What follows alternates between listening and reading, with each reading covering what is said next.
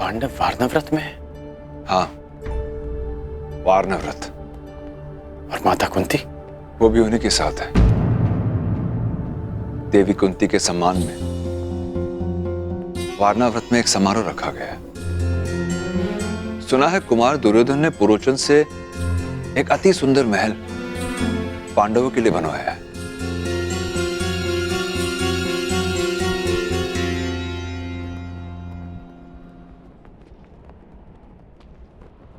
ये अग्नि नहीं है अंगराज, ये वो प्रकाश पुंज है जो हस्तिनापुर का भविष्य बदल देगा, और साथ में आपका और मेरा भी। पांडव वारनाव्रत में है और पुरोचन भी वहीं जा रहा था।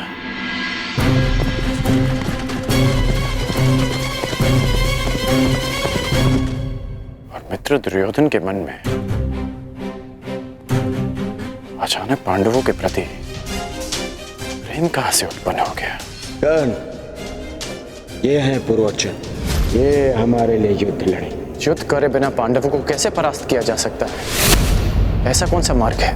मार्ग है, उन्हें भान भी नहीं होगा और उनका अस्तित्व सदैव के लिए मिट जाएगा। इसका अर्थ है कि वारनाव्रत में षड्यंत्र रचा जा रहा है।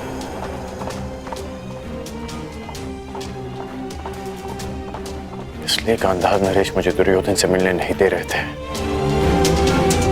कहीं वासुदेव इसी कपट की अग्नि के विषय में सचेत तो नहीं कर रहे थे मुझे? क्या सोच रहे हो पुत्र? कुछ नहीं पिताश्री, मुझे शीघ्र जाना होगा। कहां?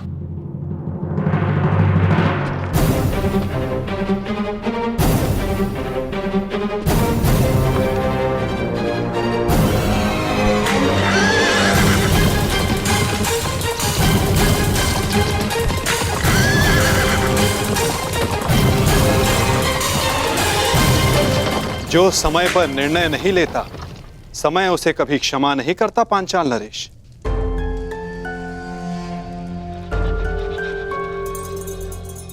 अग्नि को गर्भ मानकर पूर्ण आहुति प्रदान करे ऋषिवर। अवश्य।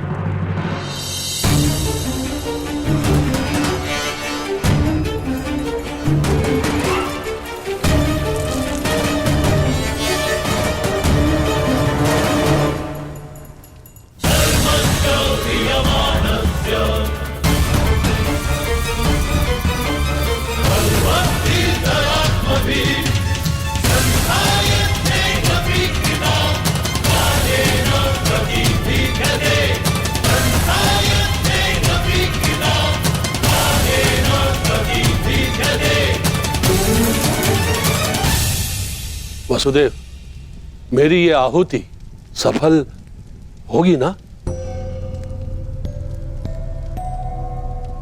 ये मैं कैसे बता सकता हूं पांचाल नरेश? जब आप जानते ही नहीं थे, फिर ये सुझाव क्यों दिया? मैंने तो वही कहा जिसका वर्णन पवित्र वेदों में है। नहीं, आप मेरा यज्ञ भंग करना चाहते थे। मैं जानता हूं वसुदेव, आप द्रोणाचार्य को सुरक्षित रखना चाहते हो। मैं ये कैसे भूल गया कि उन पांडवों के संबंधी हो आप। हस्तिनापुर को मेरे प्रतिशोध से बचाना चाहते हो आप, और मुझे असफल देखना चाहते हो आप। अपने क्रोध के अश्वों को संभालिए पांचाल नरेश। यज्ञ भंग करने की इच्छा रखने वाले पूर्ण आहुति का समय आने तक की प्रतीक्षा नहीं करते। मैं ना हस्तिनापुर के पक्ष में हूं, ना पांचाल के। मैं तो नियति के पक्ष में हूं, धर्म स्थापना के पक्ष में हूं।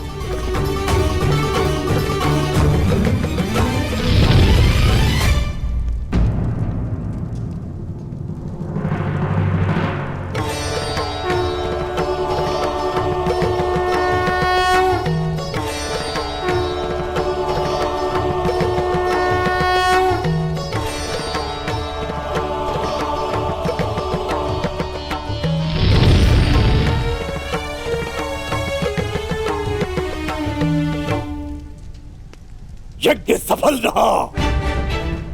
आपका पुत्र जन्म लेने वाला है। धन्यवाद ईश्वर, धन्यवाद।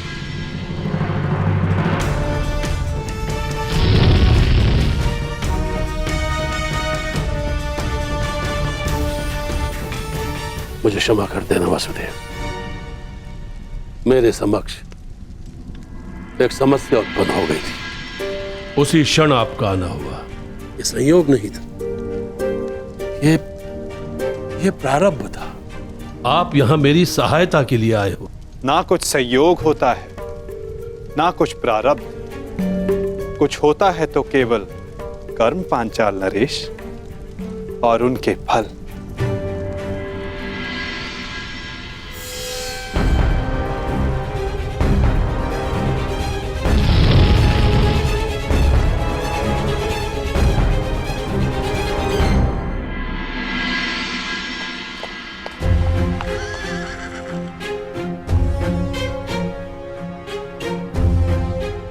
बड़ा दुख होता है। मेरा इतना सुंदर महल, मेरी इतनी सुंदर कृति कल प्रातःकाल राख का ढेर होगी, अपने भीतर उपस्थित अतिथियों समेत। अपना भविष्य उज्जवल करने के लिए मुझे अपने हाथों ही अपनी इस सुंदर कृति को ज्वाला देनी होगी।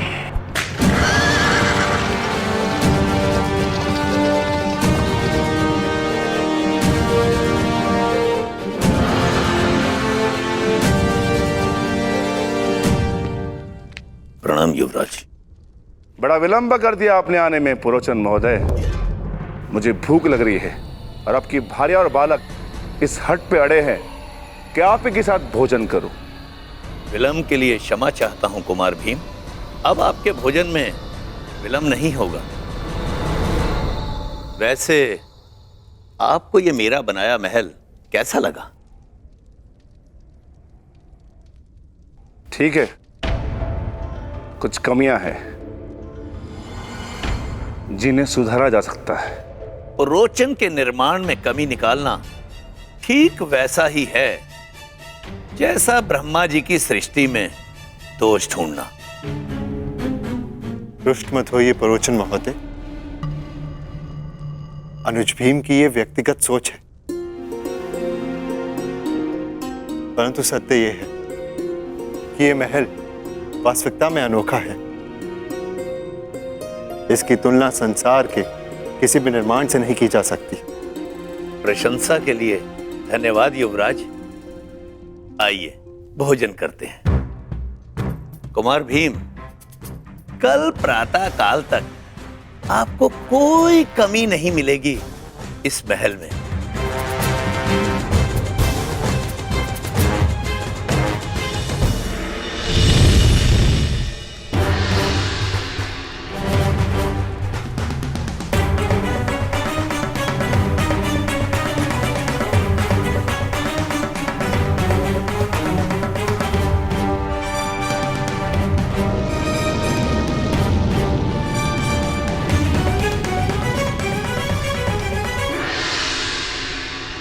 अग्नि कुंड से उत्पन्न अग्नि की भांति अधीर,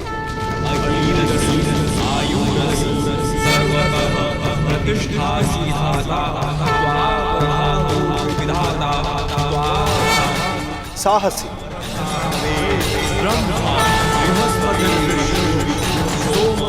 भव्य और विनाशक आपका ये पुत्र धृष्टद्युम्न कहलाएगा।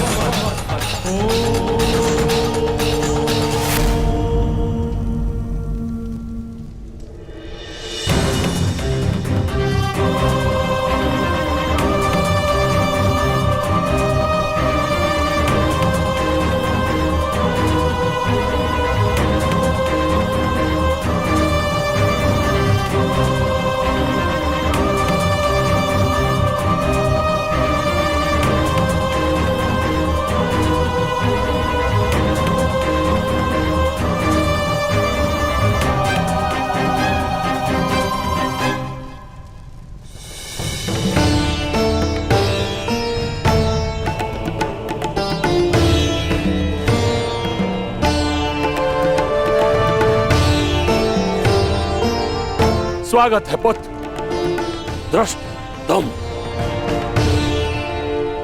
तुम मेरी कठोर तपस्या का फल हो। तपस्या का फल उद्देश्य पूर्ति पर ही प्राप्त होगा। मेरे जन्म का उद्देश्य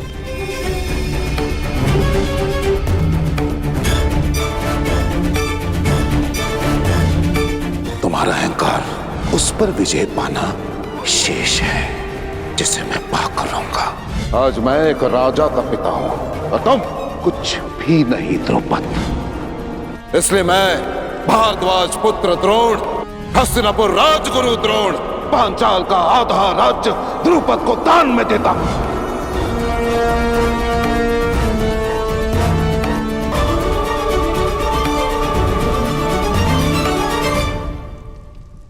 अपने पिता का प्रतिशोध पूरा करना।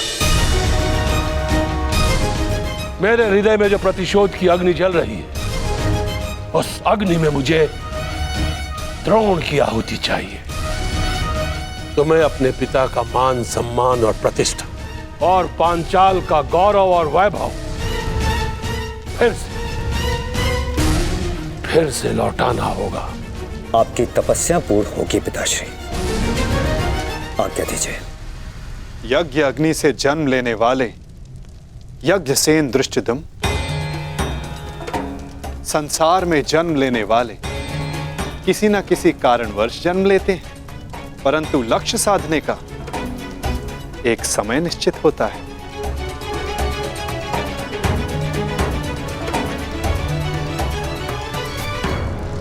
अग्नि शिखा फिर से विराट हो गई है।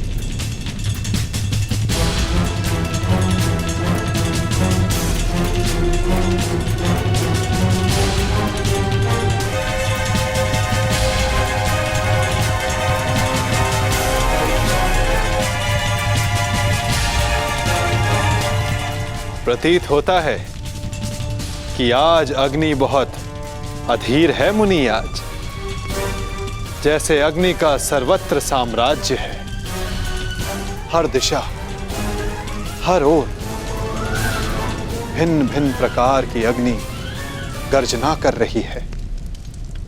प्रतिशोध की अग्नि,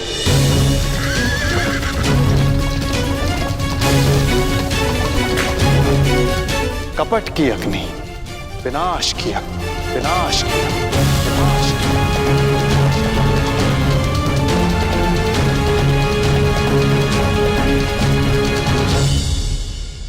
सब तैयार है ना? मसाले ठीक से डाल दिए थे? हाँ, सब वैसा ही बना है जैसा आपने कहा था।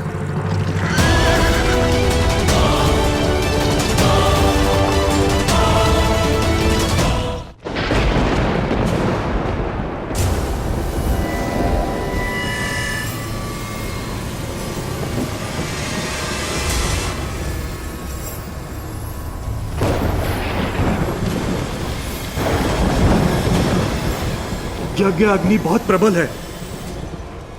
यह स्थान इतनी ऊर्जा सहन नहीं कर पा रहा है।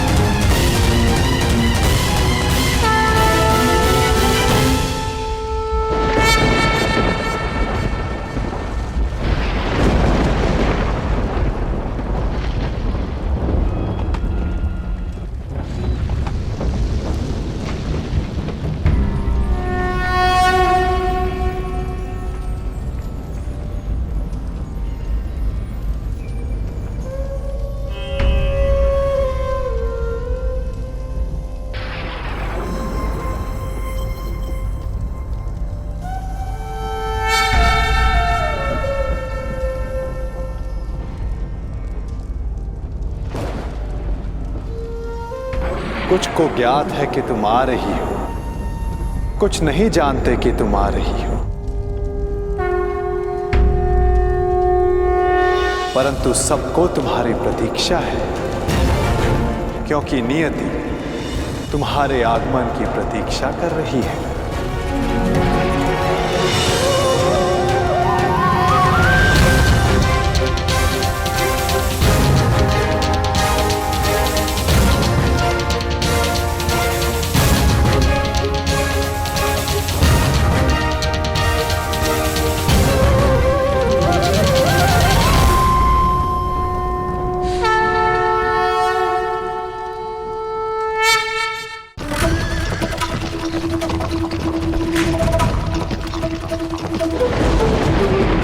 पांचाल नरेश, ये गुफा और अधिक समय तक नहीं रह पाएगी। ये अग्नि सबको निगल जाएगी, सबको निगल जाएगी। पांचाल नरेश, आप यज्ञांशी हैं, अर्थात इस यज्ञ को समाप्त करने की अनुमति दें। अग्नि को गर्भ माना है ना, तो उसके तप को भी सहना होगा।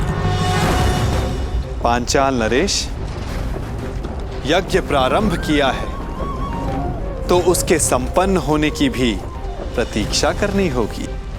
जीवन में कभी नियति पर विश्वास किया है? ईश्वर में आस्था रखी है?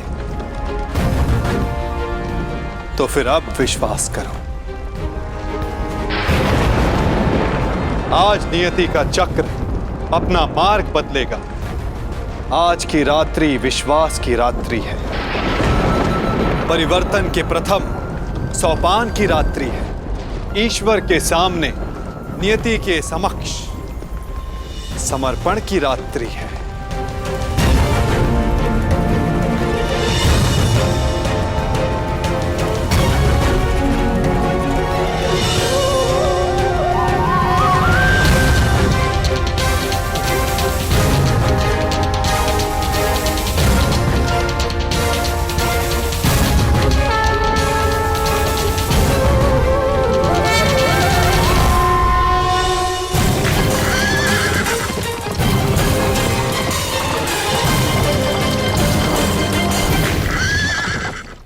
खाइए युवराज, भार्या ने अपने हाथों से ये भोजन तैयार किया है। सुस्वाद तो है ना?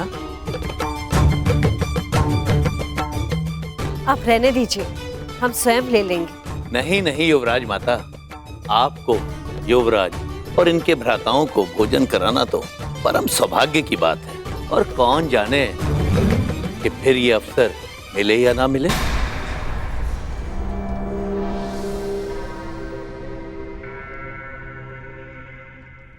क्योंकि कल तो आप जाने वाले हैं ना?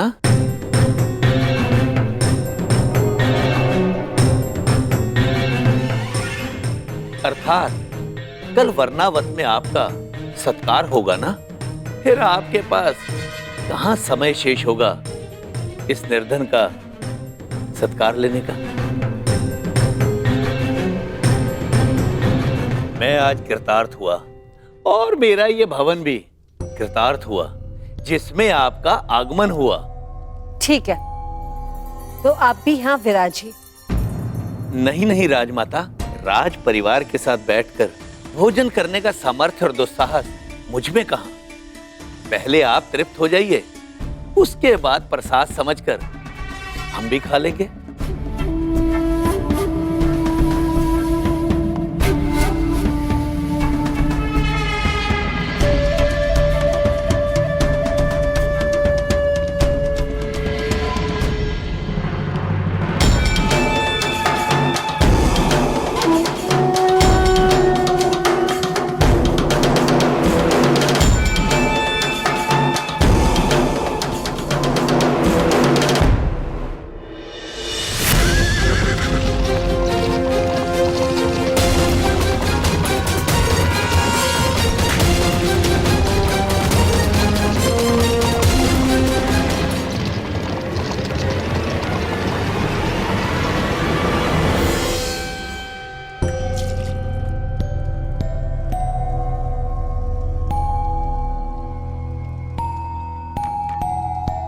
अरे, आप इतनी मदिरा क्यों पी रहे हैं? अपनी सफलता का उत्सव मना रहा हूं मैं। इतनी भी क्या शीघ्रता है? कार्य अभी संपन्न नहीं हुआ है।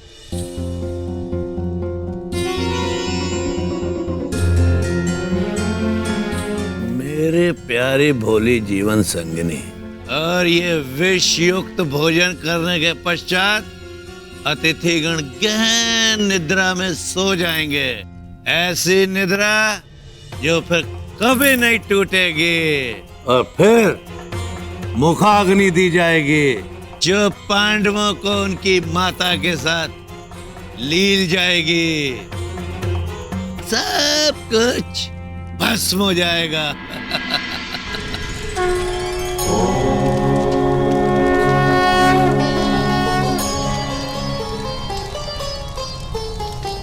नारायणं नमस्कृत्य नरं चैव वसुदेव, हमें आप पर पूर्ण विश्वास है।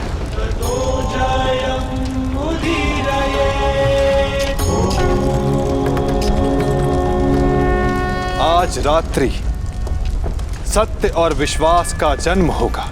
छल और कपट का नाश होगा। कपट का नाश होगा। आज रात मेरा प्रयोजन अवश्य सिद्ध होगा।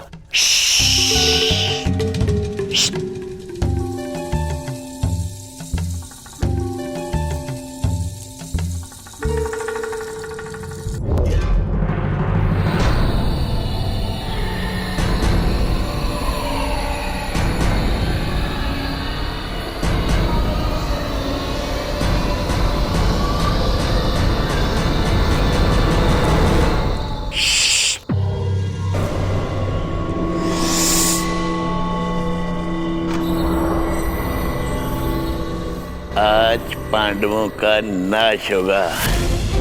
कुमार दुर्योधन का मंतव्य सफल होगा।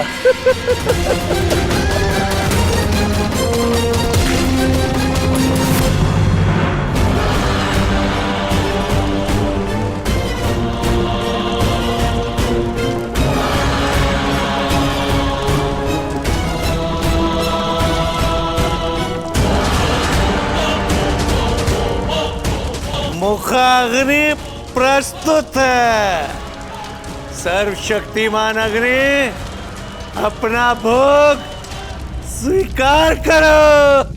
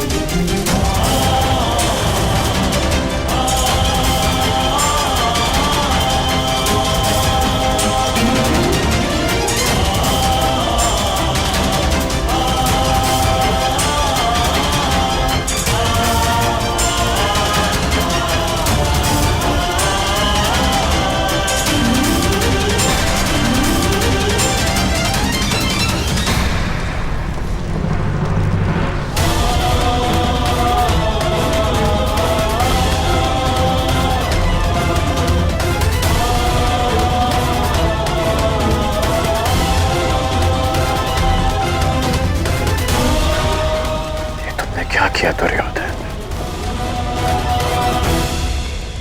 क्यों किया?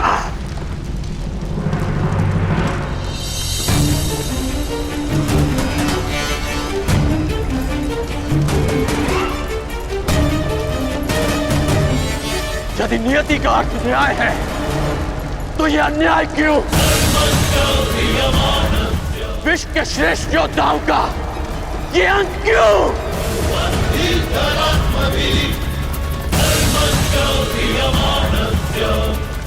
माता कुंती के साथ ये छल क्यों?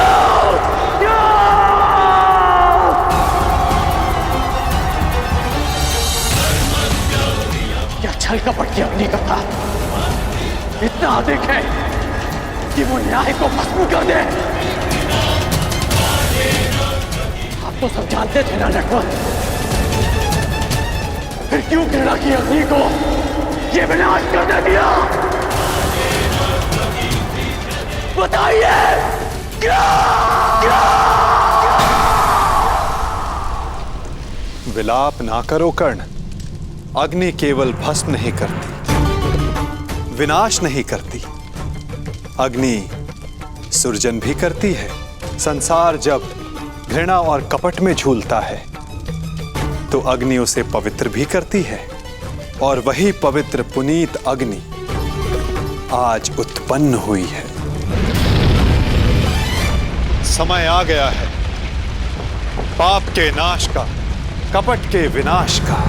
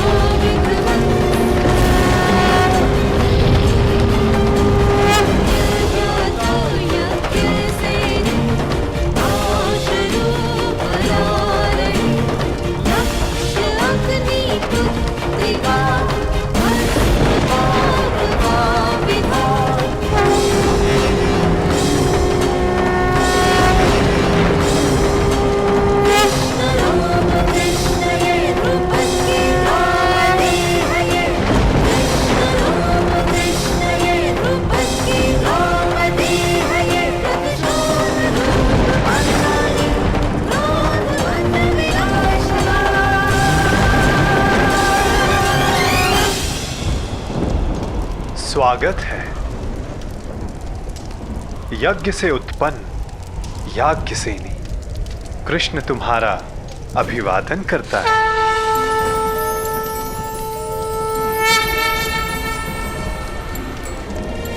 द्रुपद पुत्री द्रौपदी।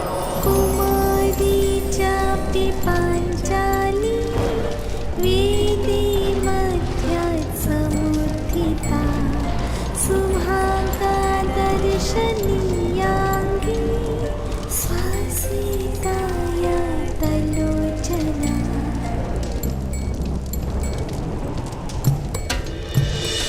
मेरी पुत्री द्रौपदी,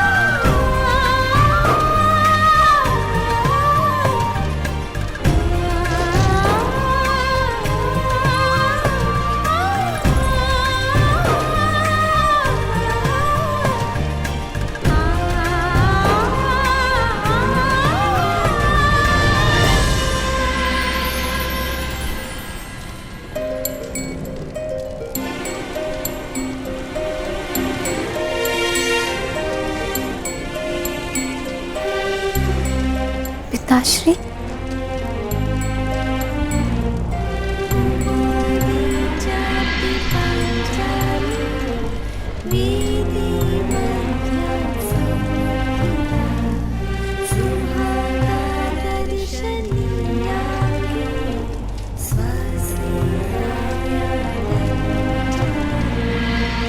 पत्नी,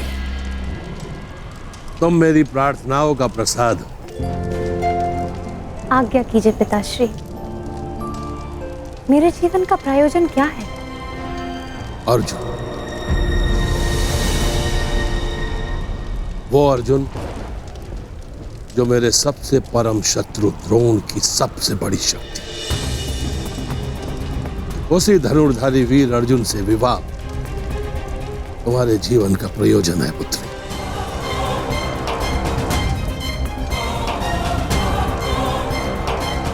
ताकि मेरा घोर शत्रु द्रोण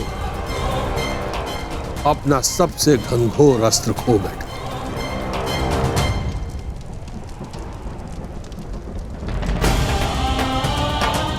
अर्जुन,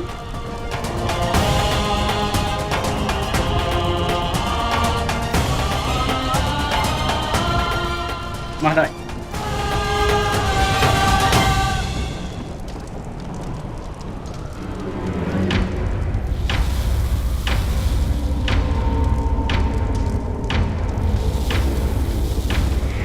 क्या अर्जुन?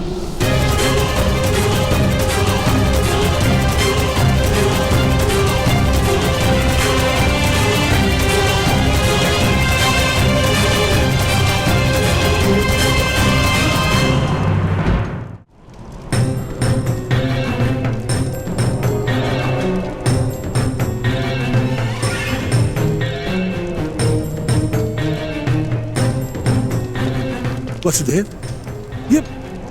ये कैसे संभव है? वारणावर्त के जिस भवन में पांडव निवास कर रहे थे वो अग्नि को भेंट चढ़ गया।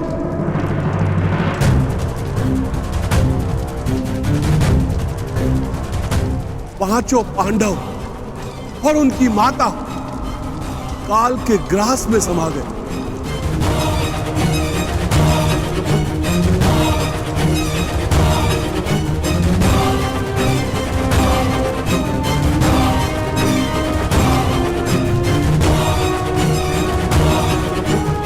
जिस अर्जुन से विवाह के लिए मैंने एक पुत्र की कामना की थी,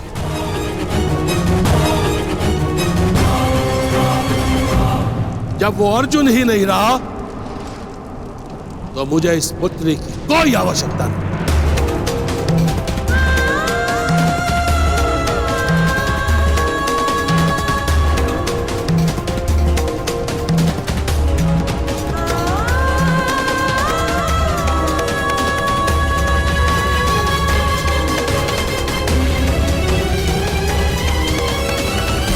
दृष्टोद्युम्न, तुम शीघ्र मेरे साथ चलो पुत्र।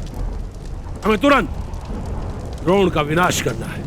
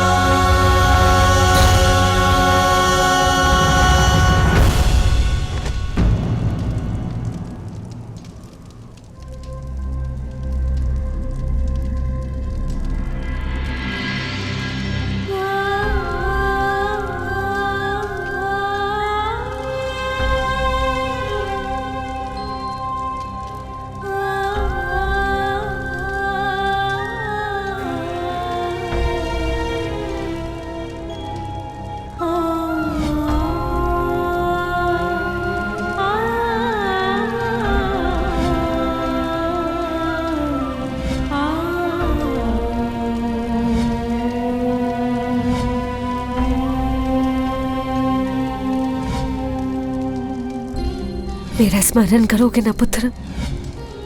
मेरे पुत्र को अपना अनुज मानकर उनका रथ हाँको।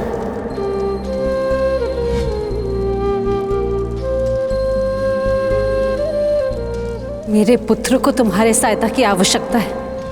ऐसा प्रतीत हो रहा है कि रक्त के संबंध से भी अधिक गहन संबंध है तुम्हारे साथ।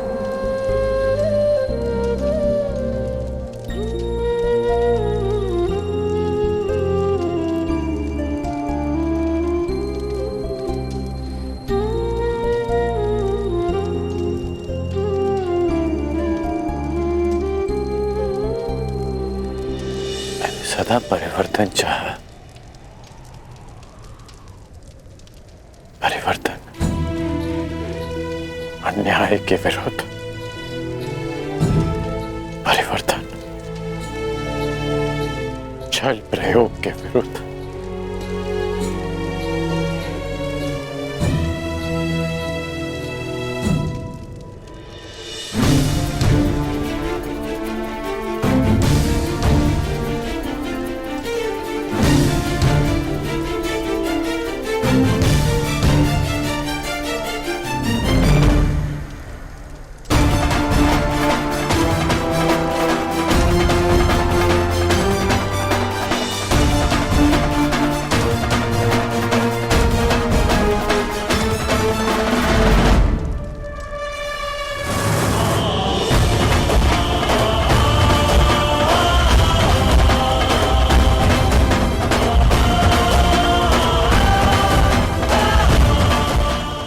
के हत्यारे को इस पाप का मूल्य अवश्य चुकाना होगा। इस षड्यंत्र के सूत्रधार को अवश्य दंड मिलेगा और वो दंड मैं दूंगा, मैं दूंगा, मैं दूंगा।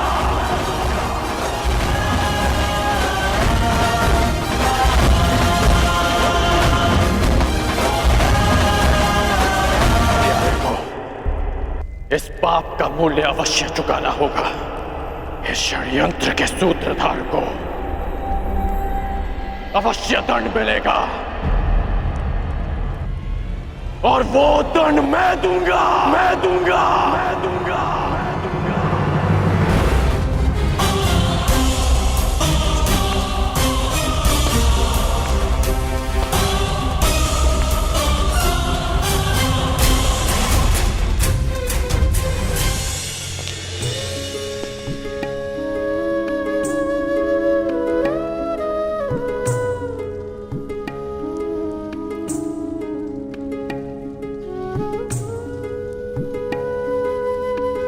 जो संसार में आता है उसके जीवन का कारण और निवारण स्वयं नियति चुनती है। तुम्हारे जीवन का लक्ष्य मात्र अर्जुन से विवाह करना नहीं है, परंतु उससे बहुत ऊंचा है। तुम्हें तो इतिहास की धारा का मार्ग बदलना, एक महान शांति का कारण बनना है। तुम अग्नि से उत्पन्न हुई, अग्नि से जन्मी हो, परंतु कोई और भी है जिन्हें अग्नि छू भी नहीं पाई।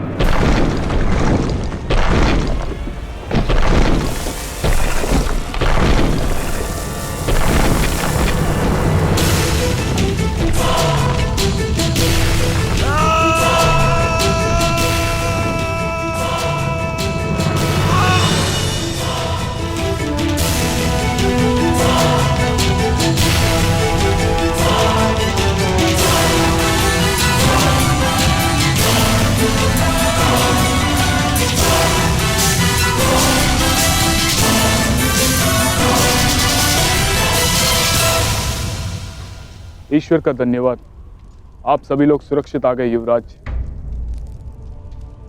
सुरक्षित तो हम तभी हो गए थे जब काका श्री विदुर ने हमें षड्यंत्र के बारे में बता दिया था। विदुर काका श्री ने मलेच्छ भाषा में संदेश भेजा है। ये एक लाक्ष्य गृह है। इसका निर्माण लाख घी और लकड़ियों से किया गया है। ये हमें भस्म करने के लिए बनाया गया है हमें यहां से बच निकलने की योजना बनानी होगी। पुरोचन ने आज रात्रि हमें भोज का निमंत्रण दिया है। इसका तात्पर्य समझते हो? हमें विषयुक्त भोजन कराना चाहता है ताकि हम यहां से बचकर ना निकल सके। पुरोचन आ रहा है। भोजन के पश्चात किस किस को क्या क्या करना है, योजना स्मरण रखना। पुरोचन की भार्या अपने 5 पुत्रों के साथ यहाँ उपस्थित है। आज भोजन के समय आपको अपना एक आभूषण पुरोचन की भार्या को भेंट देना होगा। न जाने अब भरपेट भोजन फिर कब करने को मिलेगा। आज पांडवों का नाश होगा। कुमार दुर्योधन का मंतव्य सफल होगा। सब ठीक है ना? बालक सुरक्षित है ना? नहीं, तनिक आंख लग गई। बालक भवन में ही सो रहा है। मूर्ख! शीघ्रता करो, ये लाक्षाग्रह है, क्षण भर में भस्म हो जाएगा।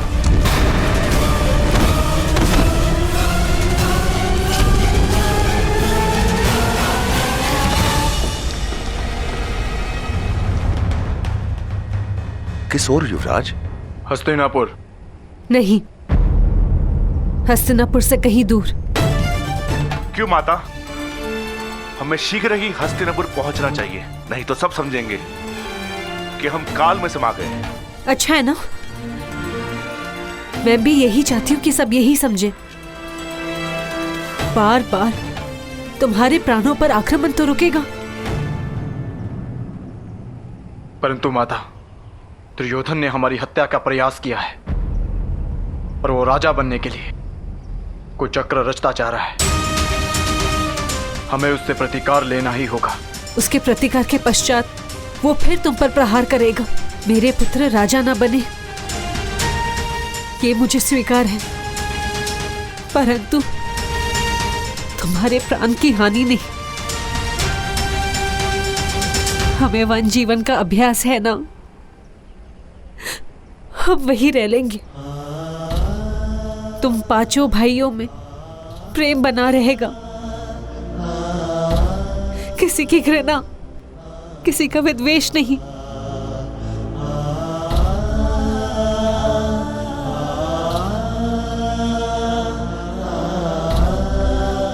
हम हस्तिनापुर नहीं जाएंगे। अपनी माता की विनती नहीं मानोगे?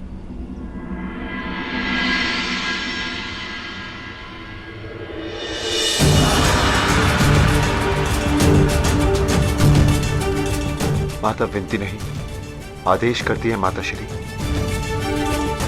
हस्तिनापुर तो क्या, आपकी प्रसन्नता के लिए संसार भर का राज्य त्याग सकते हैं हम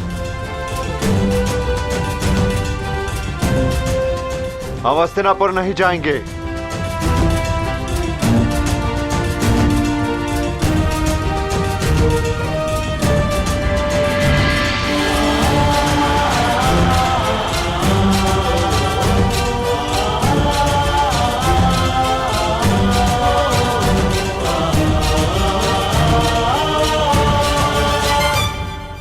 परंतु दुर्योधन को उसके किए का दंड देना होगा।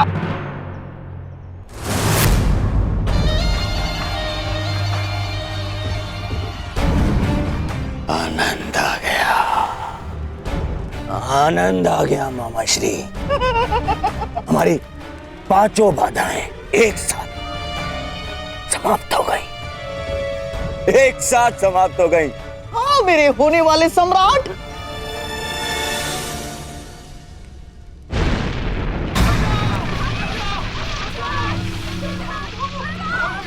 मामा श्री कोलाहल कैसा?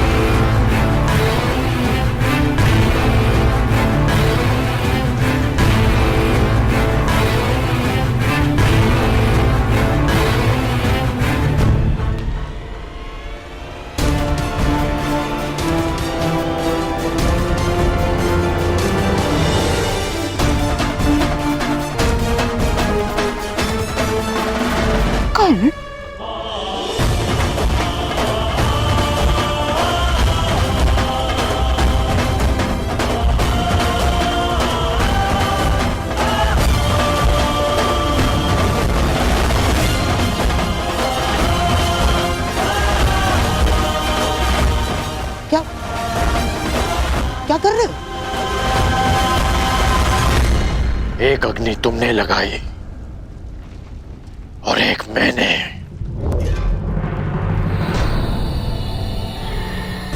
हाँ, मैं सब जान गया हूं।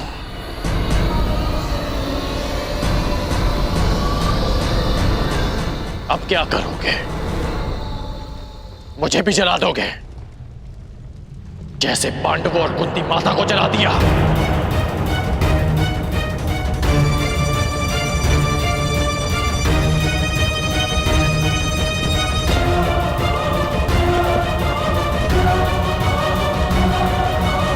मित्रकर्ण, ये सब क्या हो रहा है? वारणव्रत की अग्नि है ये।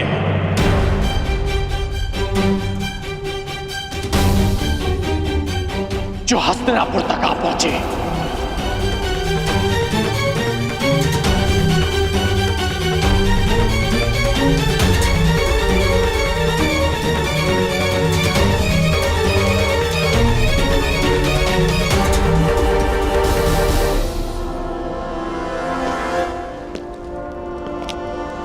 मित्रकर्ण, मित्रकर्ण,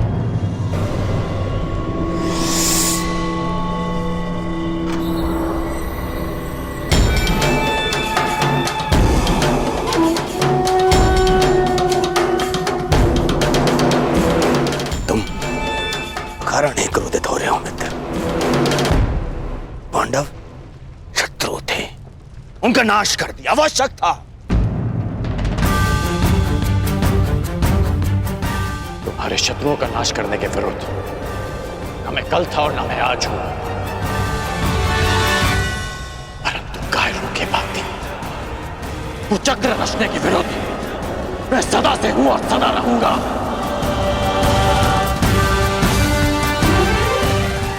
क्या तुम्हें अपने मित्र के शस्त्र बल पर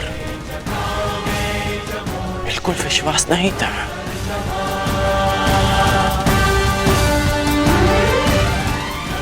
तुम केवल अपने शत्रुओं को युद्ध के लिए ललकारते और मैं स्वयं तुम्हारे लिए उन्हें पराजित करके उन्हें तुम्हारे चरणों में प्रस्तुत कर देता। यही तो तुम्हारी समस्या है कर्ण। तुम सदा शस्त्र उठाने को तत्पर रहते हो, परंतु राजनीति में युद्ध केवल रणभूमि में नहीं होते और ना ही शस्त्रों से लड़े जाते, क्योंकि षड्यंत्र ब्रह्मास्त्र से भी अधिक घातक अस्त्र होता है और जिनको बातों से, बुद्धि से परास्त किया जा सकता है, उनके लिए युद्ध क्यों?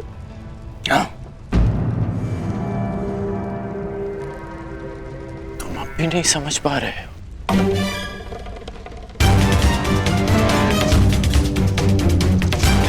कि जिसने भीम को विष देकर मारना चाहा,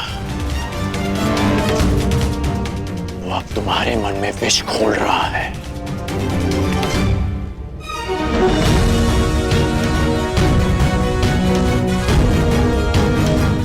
तुम्हारा शुभचिंतक होने का ढोंग करने वाला तुम्हारा ये मामा तुम्हें पथभ्रष्ट कर रहा है। इसकी चाल में मत फंसना मित्र। बस कर।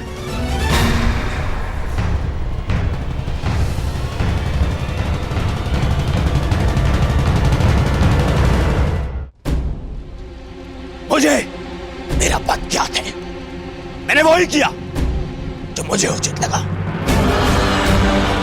भूल गए कैसे? उन पांडवों के कारण मुझे ही नहीं, तुम्हें भी कितना मान सहना पड़ा था कर्ण।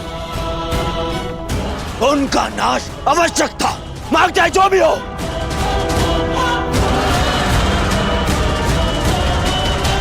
और माता कुंती का अंत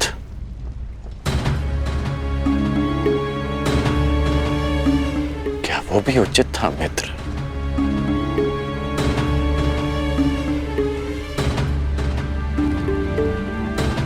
स्त्री, बालक और निशस्त्र शत्रुओं पर प्रहार करना, क्या ये भी एक योद्धा का धर्म होता है? बताओ मित्र, बताओ।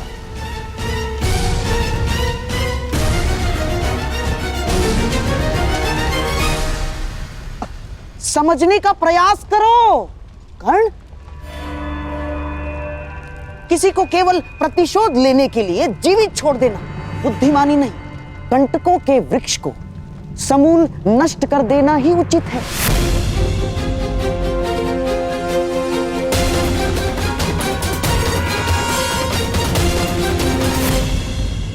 ठीक कहा आपने। आप मेरे मित्र के जीवन के सबसे बड़े कंटक हैं, तो आज मैं आप ही का अंत कर देता हूं।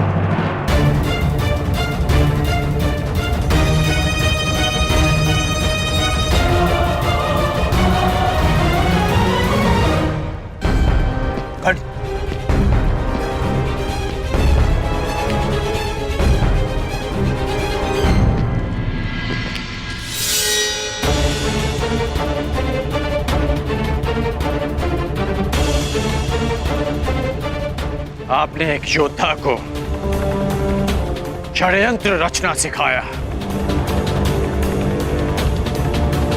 और आज मैं आपको सिखाऊंगा कि एक सच्चा योद्धा युद्ध कैसे करता है।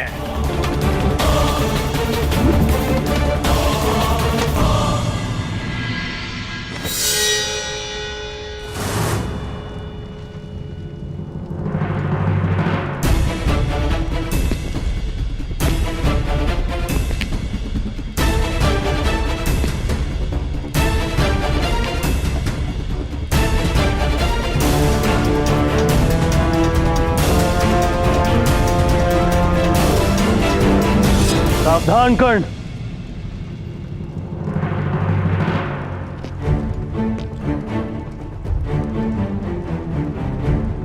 अपनी सीमा में रहो। मत भूलो कि तुम्हें राजा किसने बनाया है। ये मत भूलो कि तुम किससे बात कर रहे हो। मैं उससे बात कर रहा हूं जिसके पास ना क्षत्रिय का साहस है और ना ही राजा की मर्यादा। कर्ण!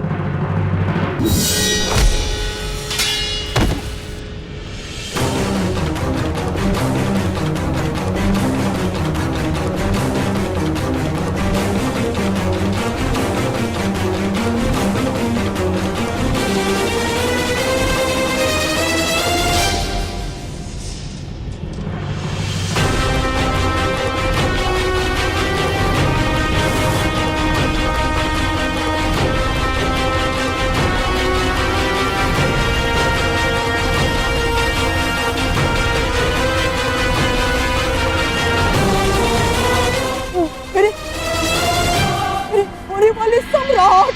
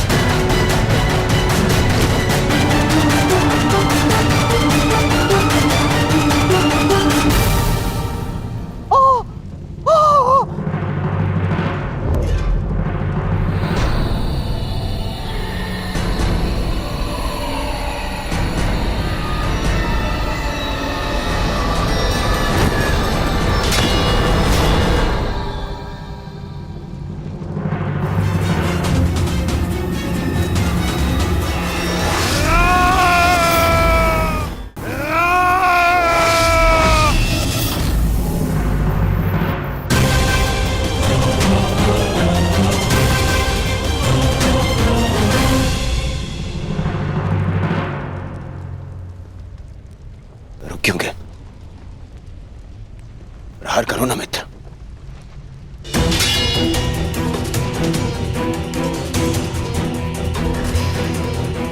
मैंने वचन लिया था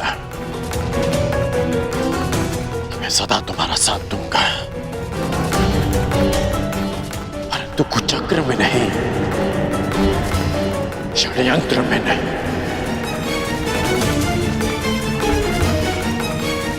इसलिए जो भी तुमने मेरे लिए किया उसका बहुत बहुत धन्यवाद। परंतु आज मैं अंगराज का पद त्यागता हूं, त्यागता हूं, त्यागता हूं, त्यागता हूं, त्यागता हूं। और तुम्हें भी। पांडवों का अंत जिस प्रकार से हुआ उसकी पीड़ा सदैव रहेगी, परंतु उससे भी अधिक पीड़ा इस बात की रहेगी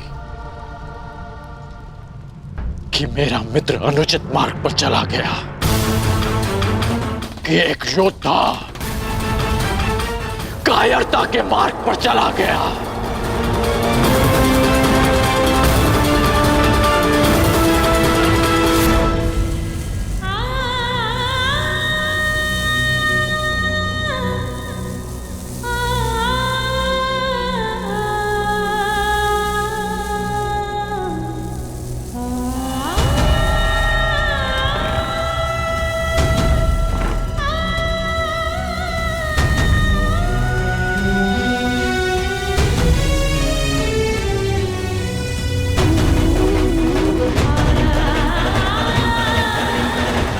जिस अर्जुन से विवाह के लिए मैंने एक पुत्री की कामना की थी, जब वो अर्जुन ही नहीं रहा तो मुझे इस पुत्री की कोई आवश्यकता नहीं। जीवन यात्रा का प्रारंभ हो चुका है।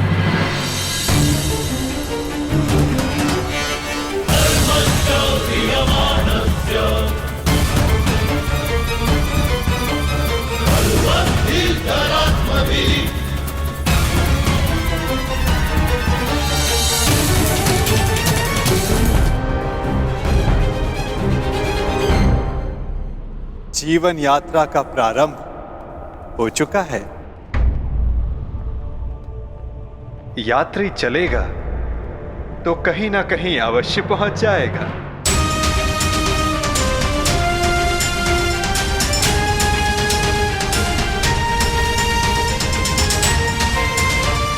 मुझे नहीं ज्ञात कि मेरा लक्ष्य क्या है, नहीं ज्ञात कि मैं संसार में क्यों आई हूं, नहीं ज्ञात कि मेरा जन्म क्यों हुआ।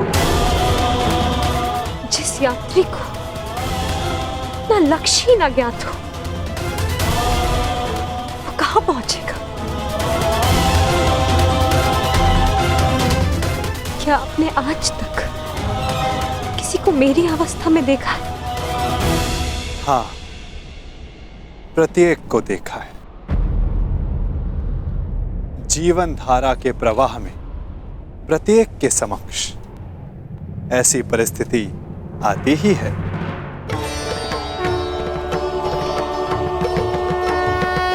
मैं तो ये भी नहीं जानती कि जो इस समय मुझसे बात कर रहा है वो कौन है। मनुष्य का परिचय उसके कर्म होते हैं या किसी नहीं। नाम तो उसके स्थान, उसके वंश, उसके रूप के अनुसार रख दिए जाते हैं, परंतु तुम्हारी उत्सुकता को शांत करना भी आवश्यक है। तुम द्रुपद की द्रौपदी हो तो मैं वसुदेव का वासुदेव हूं। यदि शामल होने के कारण तुम कृष्णा हो तो मैं कृष्ण हूं। परंतु यदि इस समय कुछ सबसे अधिक महत्वपूर्ण है तो ये कि तुम चिंतित हो और मैं तुम्हारा शुभ चिंतक हूं। आपसे वार्तालाप करने का मेरे पास कोई कारण तो नहीं है, परंतु आपसे बात करके अच्छा लगता है। आपसे वार्तालाप करके मन को एक विचित्र शांति तो मिलती है, परंतु मन में आए प्रश्नों का उत्तर नहीं। और क्या प्रश्न है जिनका तुम्हें उत्तर चाहिए कृष्णा? एक ही तो प्रश्न है, मेरे जन्म का उद्देश्य क्या है? मेरे जीवन का लक्ष्य क्या है? प्रणाम द्वारकाधीश। महाराज द्रुपद और कुमार दृष्टद्युम्न आपके निवेदन पर अग्निकुंड के स्थल पर आपकी प्रतीक्षा कर रहे हैं। उन्हें कहो मैं आ रहा हूं। मेरे प्रश्न का उत्तर दिए बिना जा रहे हैं वासुदेव। इस समय किसी और की शंका का निवारण करना अधिक आवश्यक है पांचाली।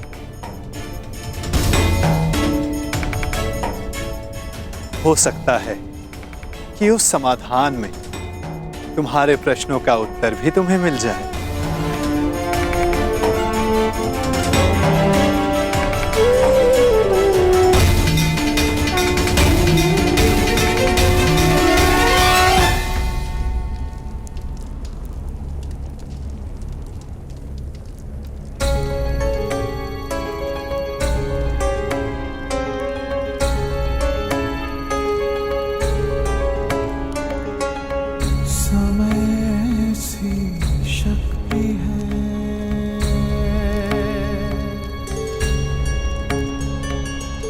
सभी समय से हारे, राजा हो या रंक सभी बनते रहे बेचारे।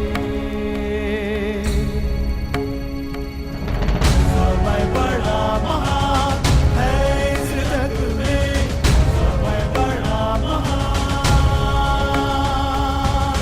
समय बड़ा महान है इस जग में, समय बड़ा महान।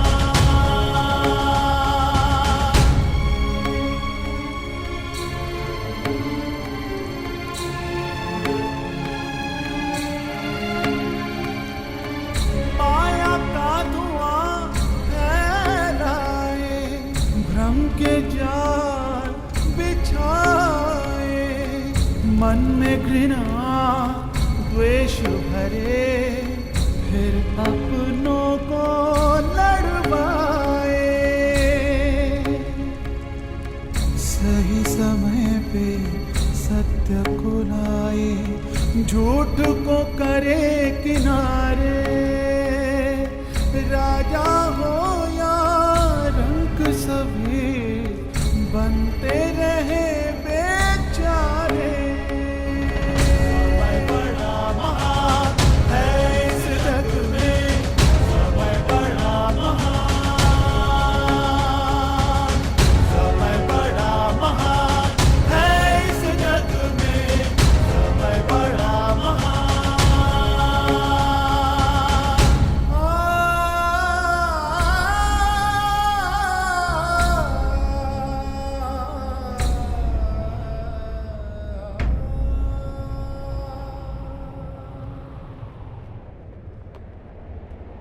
मैं अपने प्रतिशोध के लिए प्रयाण कर रहा हूं। ऐसे में आपने हमें यहां क्यों बुलवाया है?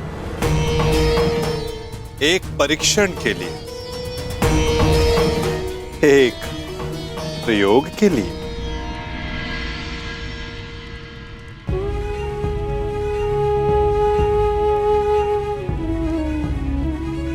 कैसा परीक्षण और यहां क्यों?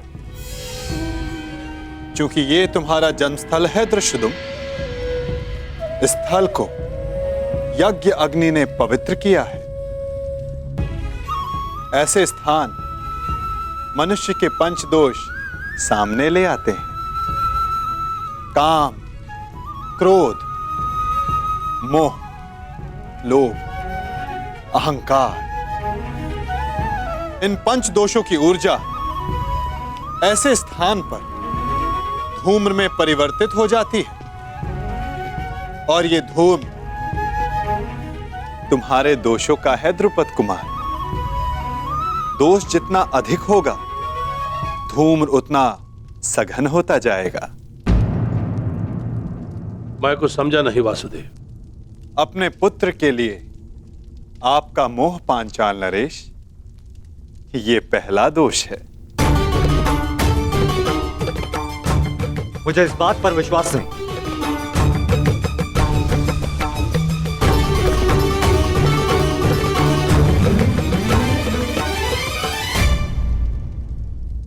धूम्र बढ़ गया ना, चूंकि दूसरा दोष समक्ष आ गया, मद। इन सब बातों का मंतव्य क्या है वासुदेव? क्या आप हमें हस्तिनापुर पर आक्रमण करने से रोकना चाहते हैं? नहीं, इसके विपरीत मैं तो इस आक्रमण में आपका साथ देना चाहता हूं पांचाल नरेश।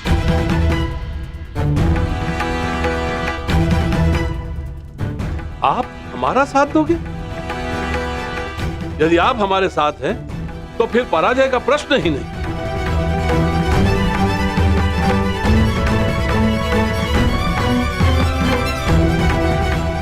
लोभ, तीसरा दोष। परंतु मैंने जो कहा, मेरा मंतव्य वही है पांचाल नरेश।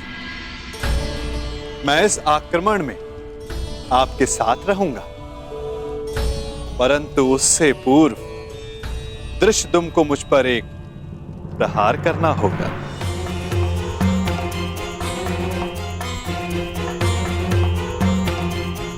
क्या? हाँ, मात्र एक प्रहार। मुझे यह जांचना है कि इस युद्ध में जिसका सहभागी बनने जा रहा हूं, क्या वो मेरे साथ का पात्र है भी या नहीं। परखना चाहता हूं कि ये महायोद्धा द्रोणाचार्य का वध करने में सक्षम है भी या नहीं।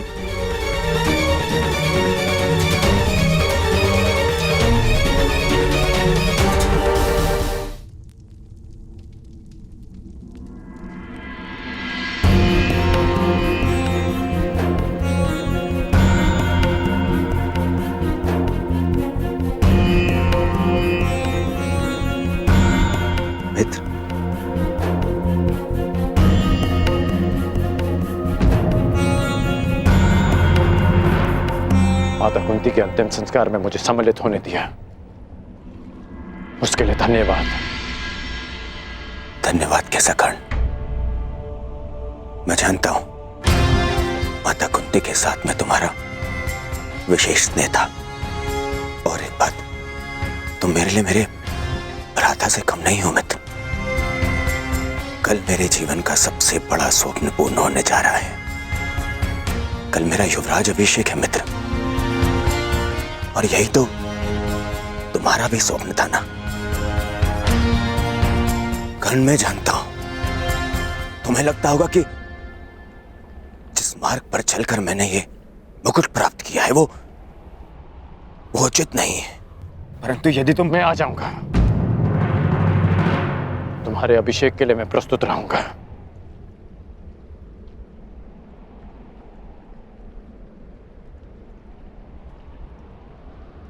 तुम्हें मित्र माना है, और कल राजसभा में उपस्थित रहकर मैं अपने मित्र होने का कर्तव्य अवश्य निभाऊंगा।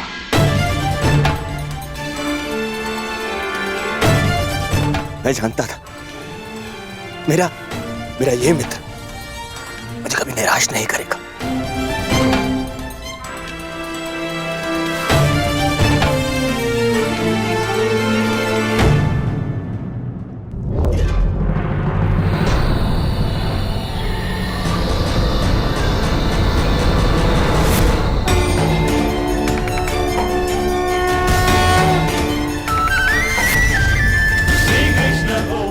अहंकार, एक और दोष। क्या हुआ दृष्टद्युम्न? आगे बढ़ो, प्रहार करो।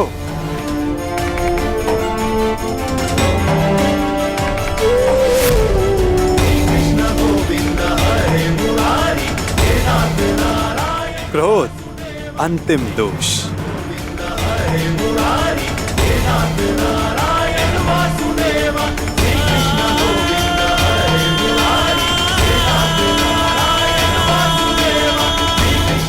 वासुदेव,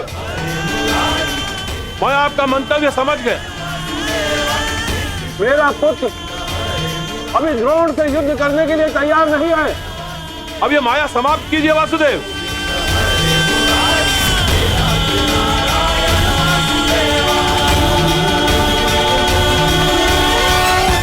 माया का बाण छूट चुका है पांचाल नरेश। जब तक सारे लक्ष्य भेद नहीं देता, रुक कैसे सकता है? अब कौन सा लक्ष्य शेष है?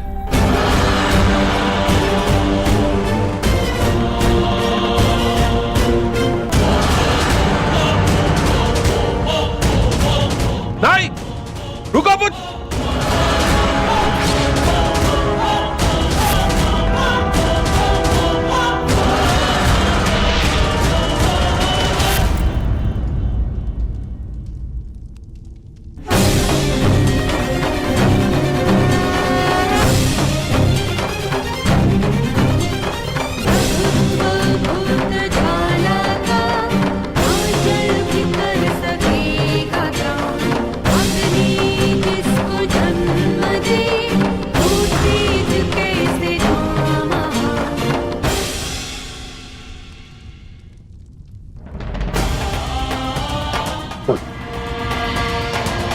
तुमने मेरे प्राणों की रक्षा की।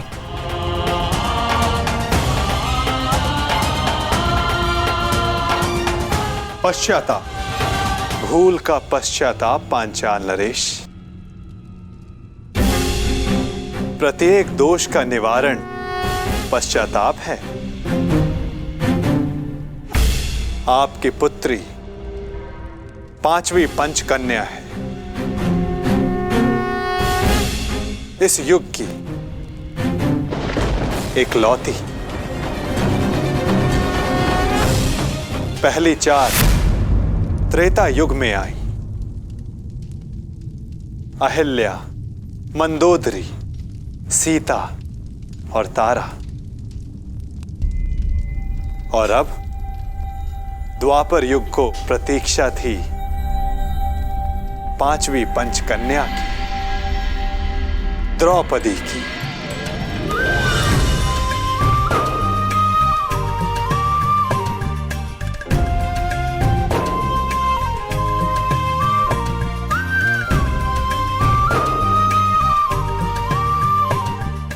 अब तुम्हारे प्रश्नों का उत्तर देने का समय आ गया है पांचाली। मनुष्य के जीवन का लक्ष्य और प्रयोजन भिन्न होते हैं। अर्जुन से विवाह तुम्हारे पिता का प्रयोजन था। तुम्हारे जीवन का लक्ष्य बहुत ऊंचा, बहुत आगे है द्रौपदी। एक बार मेरी दृष्टि से अपने आप को देखो, अपने लक्ष्य को देखो। आपकी दृष्टि में मेरे जीवन का लक्ष्य क्या है वासुदेव? परिवर्तन। केवल एक मनुष्य के जीवन का परिवर्तन नहीं, समस्त संसार के जीवन में। इतिहास की धारा को परिवर्तित करना है तुम्हें। पातक नाश, तुम्हें पापों का नाश करना है।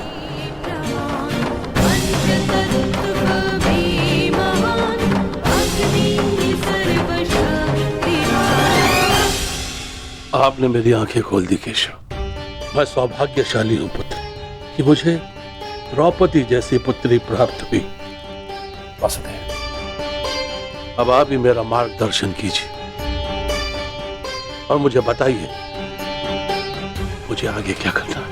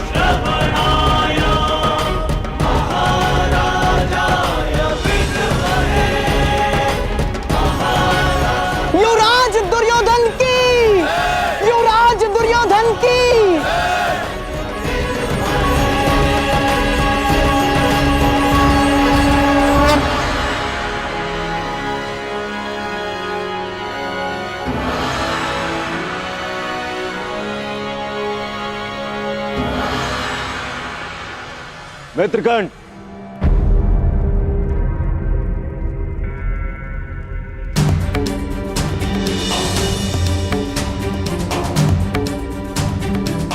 आज मैं बहुत प्रसन्न हूं मित्र,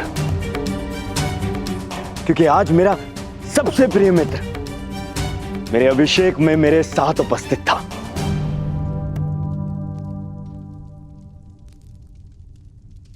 मैं यहां आया क्योंकि एक मित्र के अभिषेक में उपस्थित होना मेरा कर्तव्य था। तुम्हारा मित्र तुम्हें युवराज बने देखना चाहता था और उसकी अभिलाषा पूरी हुई, और हमारे साथ की अवधि भी। मैं सदा के लिए तुम्हारा साथ छोड़कर जा रहा हूं।